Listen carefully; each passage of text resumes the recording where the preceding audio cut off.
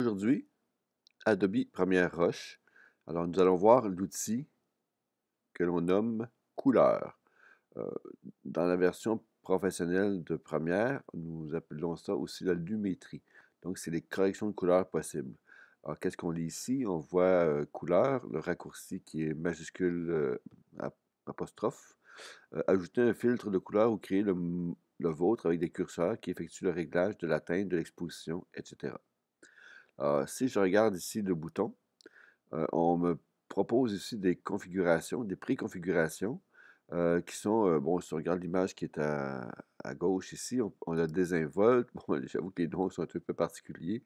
C'est sympathique, leur bleu ciel, blanchiment. Alors, il y en a plusieurs comme ça ici qui permettent de modifier ces éléments-là. Alors, ici, on a aussi nos préconfigurations ici. Alors, si je cache ça ici, je vois les éléments de vos préconfigurations ici. Alors, je peux ici renommer ou supprimer mes préconfigurations. Alors, comment je fais ça? C'est que dans le fond, je vais devoir aller dans la section Modifier et voir ici les deux éléments qui sont simples et avancés. Alors, dans simple ici, j'ai des éléments qui ressemblent un peu à ce qu'on voit dans Camera Raw ou encore dans Lightroom. C'est de la correction de couleur, alors, qui permet un peu de faire en fait des préconfigurations. Ici, on peut appeler ça dans une version plus professionnelle des luttes. Alors, un lutte, ça modifie les valeurs colorimétriques d'une image vidéo. En photographie, on appelle ça un profil de couleur. Alors, chaque spécialité a ses propres termes pour définir certaines fonctions. Maintenant, ici, dans l'exposition, je vois que je peux éclaircir exagérément ou dans le sens, en fait, il faut comprendre une chose, c'est que les curseurs ici partent toujours de 0, comme ça ici. Alors, je peux mettre 0 partout. Par exemple, si je sélectionne ici 0, je vais sélectionner 0 ici comme ça. Ici aussi. Et saturation aussi. Okay. Donc, si je pars à 0 partout, donc je pars ici d'une image neutre, la saturation est à 0, donc on voit que c'est comme presque une image noir et blanc. Alors, si je ramène ça entre 0 et 200, disons à 100, comme ça ici, donc là, j'ai normalement une saturation normale pour l'image que j'ai déjà au niveau de mon clip. Alors maintenant, je peux jouer sur l'exposition en plus ou en moins. Par contre, il faut faire attention que les blancs ne se perdent pas, dans le sens qu'on veut quand même du détail dans les blancs. Okay? Alors, contraste, on peut abaisser le contraste ou l'augmenter, comme ça ici. Le moins de contraste, c'est intéressant. On voit vraiment les parties sombres ici. Les tons foncés, on peut foncer les mêmes tons ou les éclaircir. Comme je vous ai déjà montré dans quelques podcasts ou tutoriaux sur Photoshop et Bridge. Donc ici la température, alors plus chaud, plus froid. La teinte, alors plus vert, plus magenta. Donc ça permet de faire des corrections. La vibrance, qui est un peu moindre que la saturation, qu'on peut exagérer ici. Alors, tout ça, c'est sûr qu'il faut un certain goût de la correction de base, mais il faut faire attention à ne pas faire n'importe quoi parce que les propriétaires de l'usine veulent reconnaître leur usine, hein, alors qu'on y va mollo. Alors, on y va avec l'atmosphère qu'on peut donner. Quoique, si c'est un film, exemple, une fiction, on peut donner une atmosphère plus sombre, plus contrastée, plus teintée ici.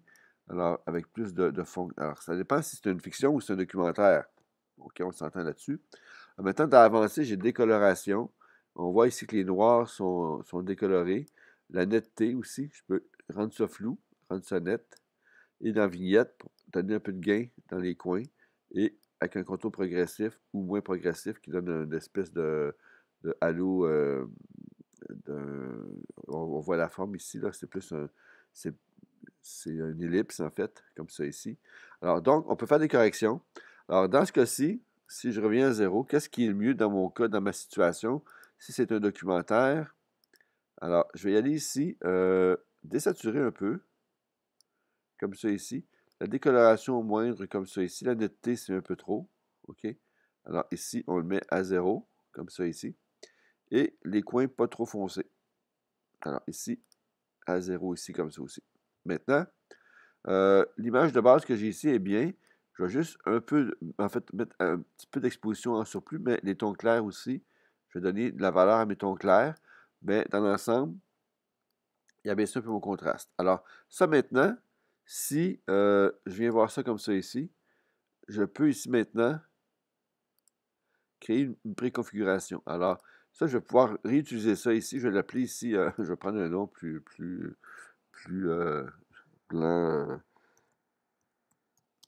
blanc neutre. Prendre un exemple de nom qu'ils utilisent. Ou sinon, je pourrais appeler ça, exemple, usine de béton. Comme ça, si j'ai encore la même image qui revient par rapport à cette usine-là à l'intérieur, je pourrais reprendre ça. Et je peux nommer le nom du client, puis usine de béton et intérieur, usine principale. Donc, je peux faire ça comme ça ici. Donc, c'est plus spécifique. Alors, destiné à un élément de mes vidéos documentaires. Alors, voilà, préconfiguration. Je vois ici mon élément usine de béton. Alors, ce n'est pas plus compliqué que ça d'ajouter ou de corriger les couleurs. Alors, c'est sûr qu'il faut y aller plus doucement. Alors, si je viens voir, bon, je donne un exemple ici, je viens voir ça ici.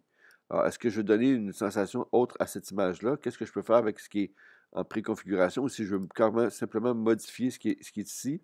Donc, je peux modifier ici, disons, la température, plus chaud, plus froid. OK? Alors, je pourrais réchauffer un peu. Je pourrais jouer sur la teinte, comme ça ici. La vibrance, un peu moindre, beaucoup moindre et faire un noir et blanc légèrement teinté, comme ça ici, et donner un aspect un peu peut-être plus pollué, alors plus sombre, avec des blancs ici,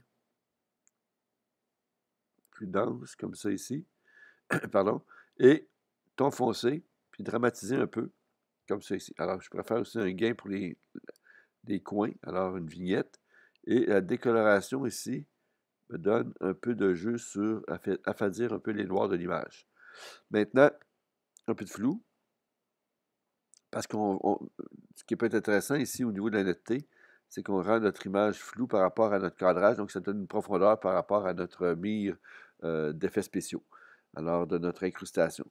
Alors voilà, c'est avec ça qu'on joue sur les couleurs, soit pour modifier des éléments avec des effets spéciaux, ou encore mieux corriger en fait une sursaturation ou encore une coloration indésirable.